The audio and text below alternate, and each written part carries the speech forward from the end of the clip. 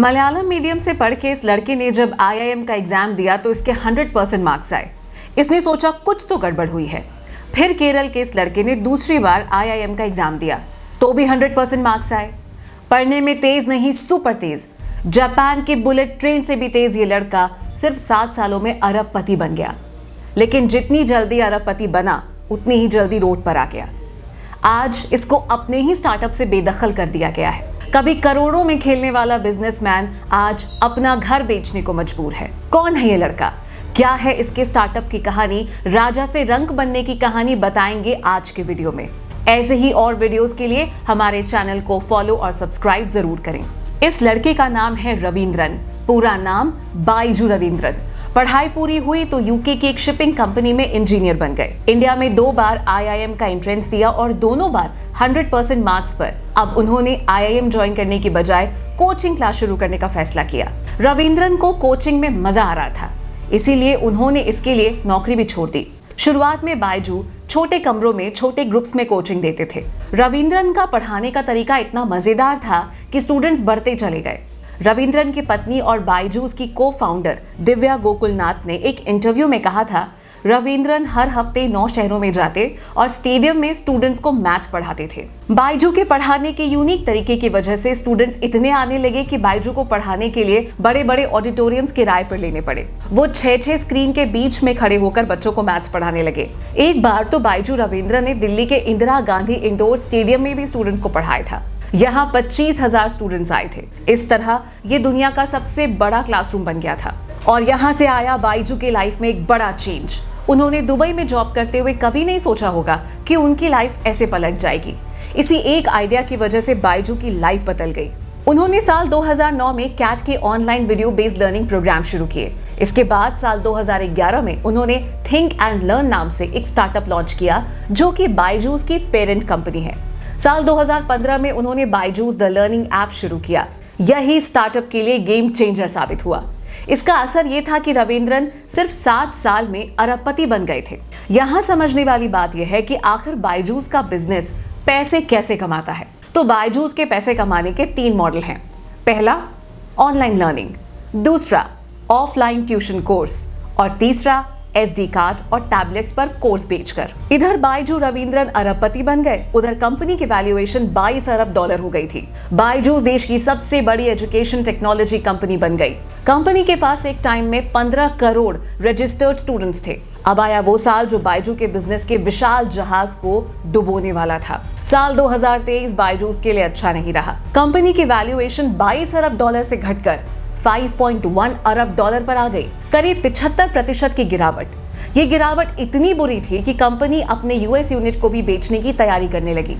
यहाँ से शुरू होते हैं बाइजूस के बुरे दिन। बाइजू वो विशालकाय जहाज बनता जा रहा है जो बस आज डूबा या कल डूबा। इस संकट में बाइजू की parent company think and learn private limited के एडवाइजरी पैनल में शामिल 2 दिग्गजों ने कंपनी से बाहर निकलने की तैयारी कर ली। इसे कहते हैं कोड़, ऊपर से खुजली। भारतीय स्टेट बैंक के एक्स चीफ रजनीश कुमार और इंफोसिस के ex chief financial officer TV Mohandas पै ने कंपनी छोड़ने का फैसला कर लिया।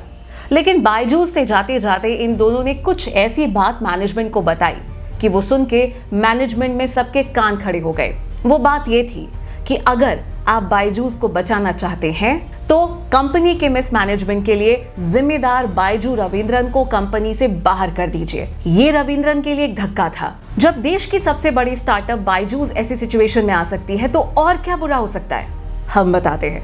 पहली बुरी चीज हुई, अपनी बनाई कंपनी से ही बाइजूस शेयर होल्डर्स ने रविंद्रन को CEO पद से हटाने और पत्नी दिव्या और भाई रिजू को भी हटाने के लिए वोटिंग की थी। और बाइजू रविंद्रन ऐसे पहले CEO नहीं थे जिनके साथ ऐसा हुआ था। एप्पल के फाउंडर स्टीव जॉब्स के साथ भी ऐसा ही हुआ था। दिसंबर 2023 में तो हाल और भी ज्यादा बुरे हो गए थे। बाइजू रविंद्रन ने एम्प्लॉयज को सैलरी देने के लिए अपने घर के साथ साथ अपनी फैमिली मेंबर्स का घर भी गिरवी रख दिया था। इधर अपने सुनहरे दिनों में बाइजूस BCCI के टाइटल स्पॉन्सर्स भी बने थे, लेकिन अब BCCI ने ही बाइजूस के खिलाफ दिवालिया कार्रवाई शुरू कर दी और बाइजूस पर 158 करोड़ के पेमेंट का चूक का एलिगेशन लगाया। बाइजूस के गुरुग्राम ऑफिस में तो हाल और भी बुरे हुए। गुरुग्राम ऑफिस का रेंट पेमेंट ना करने पर एम्प्लॉयज को प्रॉपर्टी मालिक ने ऑफिस से बाहर कर दिया, उनके लैपटॉप्स रख लिए। लेकिन वो एक गलती जिससे बायजूस कभी नहीं उभर पाई। रविंद्रन भी कभी कभी ये सोचते होंगे कि काश उन्होंने ये कदम ना उठाया होता। तो बात है 2019 की, जब कोरोना के बाद हर कंपनी की तरह बायजूस ने भी कंपेटिटर कंपनी, सक्सेसफुल या अनसक्सेसफुल कंपनी, सबको खरीदा। फिर अपनी कंपनी को चलाने के लिए जब फंड की जरूरत पड़ी तो बायजू ने $1.2 बिलियन का कर्ज ले लिया। उस कर्ज को चुकाने के लिए बायजू ने जो भी कुछ किया वो सारे दांव उल्टे पड़े। कोरोना के बाद बच्चे ऑनलाइन छोड़ के स्कूल जाने लगे तो बायजूस को बड़ा धक्का लगा। एक बड़ी मुसीबत तो बायजूस का इंतजार अभी भी कर रही थी, वो आपको बताएं उससे पहले इस तरह के और वीडियोस देखना चाहते हैं तो इस चैनल को फॉलो और सब्सक्राइब जरूर करें। लेकिन एक और बड़ी मुसीबत जिससे बायजूस अभी भी नहीं उबर पाए हैं वो है उनकी एम्प्लॉयज की सैलरी।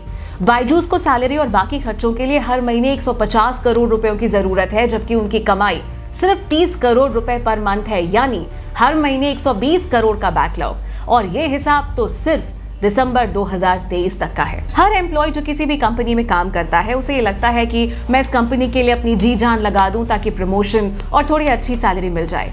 लेकिन बायजूस यहाँ भी फेल हो गया। अपना घाटा मेंटेन करने के लिए बायजूस ने एम्प्लॉयज को निकालना शुरू कर दिया। उससे भी बुरी बात, फोन कॉल पर ही एम्प्लॉयज को निकाल दिया गया। बायजूस की फाइनेंशियल कंडीशन इतनी खराब है कि ना तो कंपनी किसी एम्प्लॉय के काम का रिव्यू कर रही है और ना ही उन्हें नोटिस पीरियड सर्व करने का मौका दे रही है।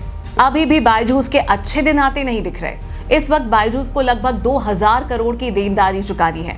सैलरी और बाकी वेंडर्स की पेमेंट पर 200 करोड़ का तो सिर्फ टीडीएस देना है, जो कि मार्च 2023 से ही बाकी है। बायजूस के पास इस टाइम 5 लाख एक्टिव स्टूडेंट्स हैं जिन्होंने 3 साल के कोर्स के लिए एवरेज 70,000 की फीस ऑलरेडी जमा कर दी है। अब अगर कंपनी बंद होती है तो उन लोगों को भी रिफंड देना होगा। कंपनी पर $1.2 बिलियन का टर्म लोन है। अब आते हैं आखिरी रेमेडी पर, जिसे बायजू रविंद्रन कभी सुनना ही नहीं चाहेंगे, क्योंकि अब इस बीमारी का इलाज दवाई या इंजेक्शन नहीं, सीधा सर्जरी है।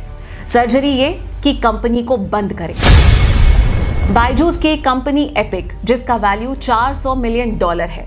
एक और कंपनी ग्रेट लर्निंग, जिसकी वैल्यू $600 मिलियन है। बायजूस के पास आकाश इंस्टीट्यूट भी है, जिसे बायजूस ने $1 बिलियन में खरीदा था। एक्सपर्ट्स का कहना है कि अगर रविंद्रन ने ये सारी कंपनीज बेच दी तो शायद कुछ कर्ज का बोझ कम हो जाए। तो ये थी बायजूस की सक्सेस से फेलियर की स्टोरी। ऐसी ही और कहानियों और स्टोरीज के लिए हमारे चैनल को फॉलो और सब्सक्राइब जरूर करें।